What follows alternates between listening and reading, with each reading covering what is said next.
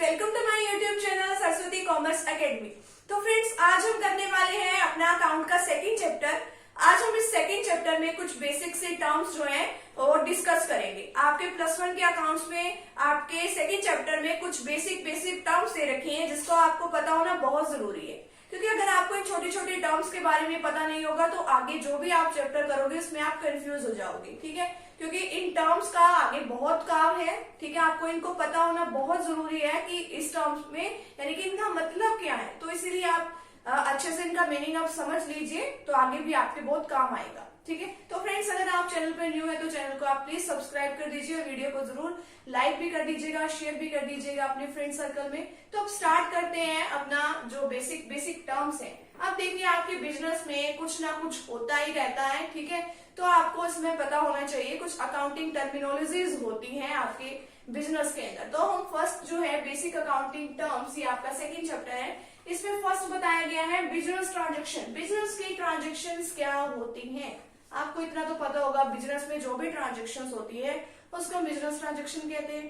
ठीक है, अब देखो, जो बिजनेस ट्रांजेक्शन होती है वो एक इकोनॉमिक एक्टिविटी से हम उसको कंसीडर करते हैं। क्या है, हमारी इकोनॉमिक एक्टिविटी है। इकोनॉमिक एक्टिविटी का मतलब क्या होता है कि जो पैसों से रिलेटेड होती है एक्टिविटी, उसको हम इकोनॉमिक एक्टिविटी बोलते हैं, और जो कि हमारे बिजनेस की जो फाइनेंशियल पोजीशन है उसके ऊपर सीधा इफेक्ट डालती है। हमारे बिजनेस में क्या इनफ्लो हुआ किसी भी चीज का, क्या हमारे बिजनेस से आउटफ्लो हुआ, यानी कि क्या हमारे बिजनेस में आया और क्या हमारे बिजनेस में से गया। ठीक है, दोनों ही बातें हम बिजनेस ट्रांजेक्शन के अंदर लेते हैं। ठीक है, तो ये बिजनेस जो है, बिजनेस ट्रांजेक्शन जो है एक इकोनॉमिक एक्टिविटी है जो कि यानी कि पैसे से रिलेटेड होती है। ठीक है, और इसमें हम देखते हैं कि क्या हमारे बिजनेस में आया, क्या हमारे बिजनेस से गया।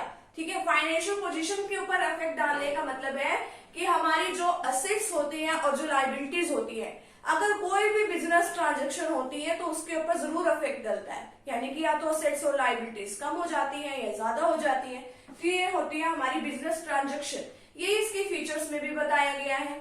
ठीक है, सेकेंड है इवेंट। इवेंट क्या होता है, जो भी आपने ये बिजनेस ट्रांजेक्शन करी है उनका जो भी रिजल्ट आया है, उसको हम बोलते हैं इवेंट। मान लो आपके पास कोई चेयर्स थी। ठीक है, आपने चेयर्स को सेल करा, मान लो आपके पास 20 चेयर्स थी। ठीक है, वो उनकी कॉस्ट तो थी 4 लाख। कॉस्ट का मतलब यानी कि थी तो वो 4 लाख थी।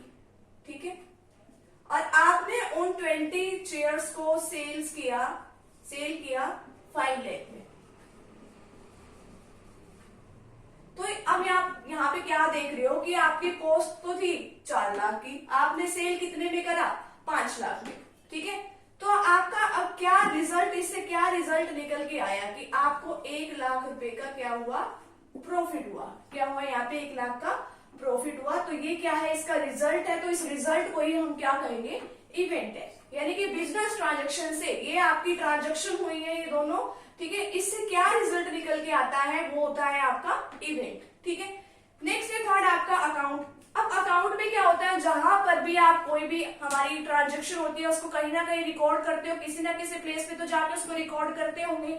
हमारे बिजनेस से रिलेटेड कोई भी ट्रांजेक्शन होती है उसको हम कहीं ना कहीं हम रिकॉर्ड करते हैं। मान लो जिससे किसी हमारे उससे मान सकते हैं कि हमें किसी इंडिविजुअल का या किसी पर्सन का अकाउंट हो सकता है। ठीक है, किसी भी चीज का अकाउंट हो सकता है, यानी कि जहां पे हम आइटम्स को, जहां पे हम ट्रांजेक्शन्स को रिकॉर्ड करते हैं। मान लो हो सकता है हमारा राम अकाउंट, श्याम अकाउंट। ठीक है, आपका कोई भी नेम हो, उससे रिलेटेड कोई अकाउंट हो सकता है, सैलरी का अकाउंट हो सकता है, किसी भी चीज का अकाउंट हो सकता है। अब अकाउंट का आपने समझ लिया जहां पे पर्टिकुलर किसी ट्रांजेक्शन को रिकॉर्ड किया जाता है। अब आप देखिए कि जो अकाउंट होता है उसके अंदर आपकी 2 साइड्स होती है। कौन कौन सी 2 साइड्स होती हैं आपकी, देखो अकाउंट का फॉर्मेट होता क्या है। मान लो हमारे पास कैश अकाउंट है। ठीक है, ये इस तरीके से बना होता है। ठीक है, इस साइड होती है आपकी पर्टिकुलर, यहाँ पे अमाउंट, यहाँ पे पर्टिकुलर और यहाँ पे अमाउंट। ये होती है आपकी राइट हैंड साइड, ये होती है आपकी लेफ्ट हैंड साइड। अब आप देखिए इसके अंदर 2 साइड्स होती हैं, एक लेफ्ट हैंड साइड और एक राइट हैंड साइड। अब देखिए जो भी लेफ्ट हैंड साइड होता है उसको हम बोलते हैं डेबिट साइड। क्या बोलते हैं? Debit side. डेबिट को हम किससे डिनोट कर सकते हैं? DR से, ठीक है। और जो आपकी राइट हैंड साइड होती है उसको हम बोलते हैं क्रेडिट साइड, और इसको हम रिकॉर्ड कर सकते हैं CR से। ये यहाँ पे लिखते हैं क्रेडिट यहाँ पे, और डेबिट हम लिखते हैं यहाँ पे। मान लो आपके बिजनेस में कोई भी कैश आ रही है, ठीक है, तो उसको हम लिखते हैं डेबिट में, और अगर आपके बिजनेस से मान लो कैश जा रही है उसको लिखते हैं हम क्रेडिट में। जो भी डेबिट में हम जो भी आइटम्स रिकॉर्ड करते हैं वो करते हैं हम 2 के साथ, ठीक है, और क्रेडिट में जो भी आइटम आप रिकॉर्ड करते हो वो आप करते हो बाय के साथ, ठीक है, बाय जो भी आपकी आइटम है। तो ये होता है आपका अकाउंट जहां पे आप किसी भी ट्रांजेक्शन को पर्टिकुलर को रिकॉर्ड करते हैं, ठीक है।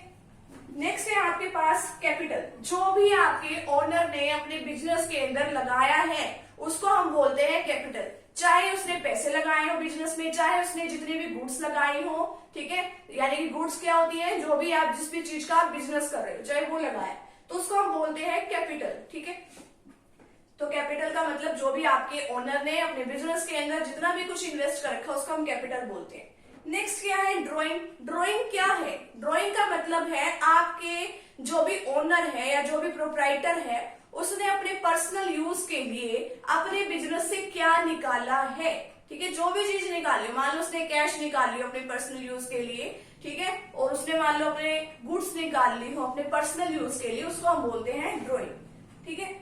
नेक्स्ट है आपका लाइबिलिटी। लाइबिलिटी को हम क्या डिस्क्राइब कर सकते हैं? इसको एक रिस्पॉन्सिबिलिटी की टर्म में हम डिस्क्राइब कर सकते हैं कि एक तरह की रिस्पॉन्सिबिलिटी है। मान लो आपने किसी से पैसा लेके अपना बिजनेस स्टार्ट किया हो, अब आपको कभी ना कभी उसको देना भी तो होगा। वो बिजनेस में जो आपने पैसे लगाए हैं कभी ना कभी तो आप उसको पे बैक करोगे ना, तो वो आपकी क्या है? आपके ऊपर एक लाइबिलिटी है। अब लाइबिलिटी को आप 2 तरीकों से डिवाइड कर सकते हो। फर्स्ट है आपकी नॉन करंट लाइबिलिटी और सेकंड है आपकी current liability. Non current liability का मतलब है जिसको आपको अभी विद इन 1 ईयर तो अभी आपको पेमेंट करने की जरूरत नहीं है, बाद में आप 1 साल के बाद इसकी पेमेंट करोगे। और करंट लाइबिलिटी का मतलब है जिसकी पेमेंट आप 1 साल के अंदर अंदर करने वाले हो। नेक्स्ट है आपकी असेट्स, यानी कि जो भी आपकी बिजनेस के अंदर जितनी भी प्रॉपर्टी है उसको हम बोलते हैं असेट्स। असेट्स हमारी नॉन करंट असेट्स भी हो सकती है और करंट असेट्स भी हो सकती है। नॉन करंट असेट्स को आगे हम क्लासिफाई करते हैं टेंजिबल असेट्स में और इनटेंजिबल असेट्स में। टेंजिबल असेट्स कौन सी होती है? जिसको हम देख सकते हैं, टच कर सकते हैं, वो होती है हमारी टेंजिबल असेट्स। मान लो हमारी हो गई मशीनरी, ठीक है, जो भी आपकी मशीन रखी हुई है, और बिल्डिंग हो गई, इसको हम टच वगैरह कर सकते हैं, इसको हम देख सकते हैं, सीन कर सकते हैं। इनटेंजिबल असेट्स कौन सी होती है? जिसको आप टच नहीं कर सकते, जिसको आप देख नहीं सकते। इसमें क्या क्या आते हैं? आपके पेटेंट्स आते हैं, आपके ट्रेडमार्क्स आते हैं, आपकी गुडविल आती है, इसमें ये सब आता है। तो आपको असेट्स का टॉपिक जो है वो क्लियर हो ही गया होगा कि असेट्स होती है जो भी आपकी प्रॉपर्टी होती है बिजनेस के अंदर, उसको हम 2 पार्ट्स में क्लासिफाई करते हैं, नॉन करंट असेट्स और करंट असेट्स। करंट असेट्स का आपको पता चल ही गया होगा, जिसको हम 1 साल के अंदर अंदर हम क्या कर सकते हैं? मनी में कन्वर्ट कर सकते हैं, यानी कि पैसों में हम कोई भी काम कर सकते हैं, ठीक है, क्योंकि 1 साल के अंदर अंदर वो चीज जो है हमारी सेल वगैरह हो जाती है। तो बेसिकली हम असेट्स के अंदर कैश को लेते हैं, कैश एट बैंक को ले लेते हैं, प्लांट एंड मशीनरी को, बिल्डिंग को, हम इन चीजों को लेते हैं। नेक्स्ट है हमारा एक्सपेंसेस। एक्सपेंसेस क्या होता है? अब देखिए कोई भी गुड्स बनाने से लेके, ठीक है, उसको बेचने तक का जो भी खर्चा आया है मान लो, उसको हम लेते हैं एक्सपेंस के अंदर। उसको क्या लेते हैं हम? एक्सपेंसेस। अब नेक्स्ट है आपके पास इनकम। इनकम क्या होती है? इनकम में आपको एक फॉर्मूला दिया हुआ है, रिवेन्यू माइनस एक्सपेंसेस। यानी कि जो इनकम है वो उसको हम रिवेन्यू नहीं मान सकते। इनकम और रिवेन्यू 2 अलग अलग चीजें हैं। अब देखो रिवेन्यू तो वो होता है आपने कोई भी गुड्स जो है सेल करी है, आपको सेल करने से जितनी भी अमाउंट रिसीव हुई है वो तो होती है आपकी रिवेन्यू, और आपने उसके ऊपर जितना खर्चा कर दिया वो हो गए आपके एक्सपेंसेस। उसमें से जितना भी बचा है बाकी वो क्या होती है? हमारी इनकम। अब देखो मान लो आपके पास कोई भी गुड्स थी, वो थी मान लो 4 लाख की, ठीक है, आपने उसको सेल करा 5 लाख में। उससे जो फिर अब देखो आपके पास गुड्स जो थी उसकी वैल्यू तो थी 4 लाख की, और आपने उसको सेल कर दिया 5 लाख में, तो अब 1 लाख रुपए का आपको क्या हुआ? प्रॉफिट हो गया। हो गया ना प्रॉफिट। अगर आप कोई भी चीज जितने की आपकी होती है आप उसे ज्यादा में बेच देते हो, वो क्या होता है आपका प्रॉफिट। अब देखो आपके पास आए तो कितने रुपए हैं, 5 लाख रुपीज आपके पास आए हैं, तो वो 5 लाख रुपीज को हम क्या मानेंगे, रिवेन्यू, कि 5 लाख तो क्या है आपके रिवेन्यू के हैं। अब इसको हम इनकम नहीं मानते कि आपकी इनकम है, ये इनकम नहीं है, ठीक है। आपने इसके ऊपर आपका मान लो ये जो कितने की गुड्स थी 4 लाख, यानी कि इसको बनाने में जितना भी खर्चा आया है ये होते हैं आपके एक्सपेंसेस, ठीक है। तो ये एक्सपेंसेस हो गए, तो आपकी इनकम कितने की है, 1 लाख की। अब आप तो कहोगे तो प्रॉफिट है, नहीं ये प्रॉफिट नहीं है, ये इनकम है। क्यों, क्योंकि जो प्रॉफिट होता है वो तो हम एक अकाउंटिंग पीरियड का, एक स्पेसिफिक पीरियड का स्पेशली निकालते हैं, ठीक है। उसको हम ये नहीं कहते कि कोई भी एक ट्रांजेक्शन हुई है पर्टिकुलर, उससे वो हो गया हमारा प्रॉफिट। वो प्रॉफिट तो है बट वो क्या है, एक इनकम के उस बेस पे है, ठीक है। प्रॉफिट क्या होता है, प्रॉफिट हम निकालते हैं एक स्पेसिफिक पीरियड के बेसिस पे, एक अकाउंटिंग पीरियड के बेसिस पे। एक अकाउंटिंग पीरियड मान लो हो सकता है, बेसिकली होता ही है हमारा 1 ईयर का। कब से कब तक का होता है, 1 अप्रैल से स्टार्ट होता है, 31 मार्च तक का ये होता है, ठीक है। तो एक स्पेसिफिक पीरियड के लिए अगर हम निकालते हैं तो वो होता है हमारा प्रॉफिट। अगर हमारी जो टोटल रिवेन्यूज जो है वो ज्यादा है, किससे ज्यादा है, हमारे एक्सपेंसेस से ज्यादा है, तो वो तो होता है हमारा प्रॉफिट। इसी तरीके से लॉस भी हम एक पर्टिकुलर पीरियड का ही निकालते हैं, अकाउंटिंग पीरियड का।